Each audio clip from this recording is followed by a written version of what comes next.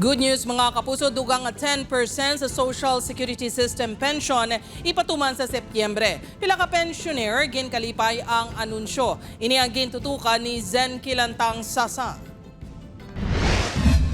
Ginanunsyo sang Social Security System ang 3 ka tuig nga sunod-sunod nga saka sa pensyon sa mga miyembro humalin sa masunod nga bulan.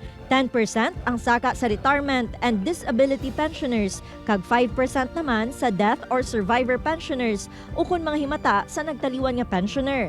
Ang masunod nga hugnat sang increase ang ipatuman sa September 2026 kag dugang nga saka pagid sa September 2027.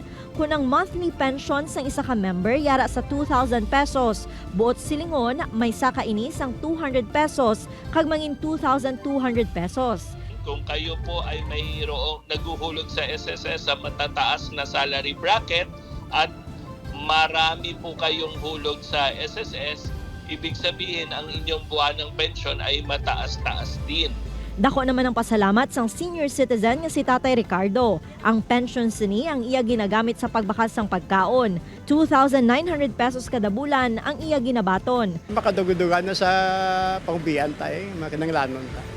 2,200 pesos ang minimum nga pension kada bulan, kag 22,137 pesos naman ang pinakamataas nga retirement pension.